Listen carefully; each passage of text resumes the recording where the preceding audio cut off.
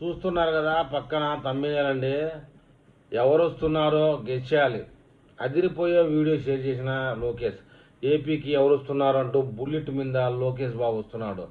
అయితే దీని అంతరార్థం ఏంటంటే రాయల్ ఎన్ఫీల్డ్ ఏ లెజెండరీ రైట్ అంటూ త్వరలోనే ఏపీలో రాయల్ ఎన్ఫీల్డ్ పరిశ్రమను ఏర్పాటు చేయబోతా ఉన్నట్టు బుధవారం జరిగిన ఎస్ఐపిబి సమావేశంలో రాయల్ ఎన్ఫీల్డ్ సంస్థ పెట్టుబడులకు గ్రీన్ సిగ్నల్ ఇచ్చింది.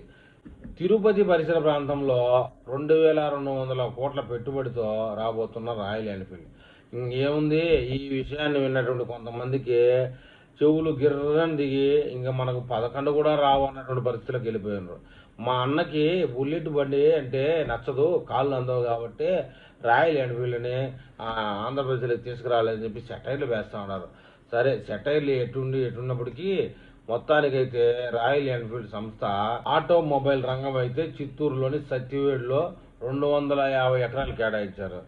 విచిత్రం ఏంటంటే కంపెనీలన్నీ అటు గుడ్డు మంత్రికి ఆ ఇలాకాలో గోదావరి జిల్లాలో వెళ్ళిపోతున్నాయి ఎక్కువ. కొన్ని ఇలా రోజా గారికి సంబంధించినటువంటి పరిసర ప్రాంతాల్లోకి వెళ్ళిపోతున్నాయి.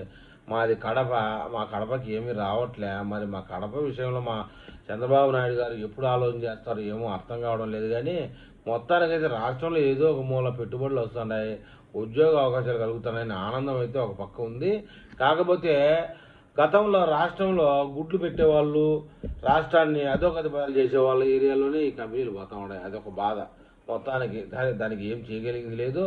మొత్తానికైతే ఈ రాయల్ ఎన్ఫీల్డ్ పెట్టుబడికి సంబంధించిన పూర్తి వివరాల విషయం ఏంటంటే 2200 కోట్ల పెట్టుబడి, చిత్తూరు జిల్లా సత్యవేడుకు సమీపంలో 260 ఎకరాలు కేటాయింపు. దీనికి సంబంధించి 3000కు పైగా ప్రత్యక్షంగా పరోక్షంగా ఉద్యోగాలు లభిస్తాయి. రానున్న రోజుల్లో ఈ రాయల్ ఎన్ఫీల్డ్తో పాటుగా మిగతా కొన్ని కంపెనీలు వచ్చి చేరతాయని చెప్పేసి ఆశాభావాలు వ్యక్తం చేస్తున్నారు. మరి ఈ విషయంలో మన ఏపీ ప్రజలు ఏమని కామెంట్ చేస్తారో చూద్దాం.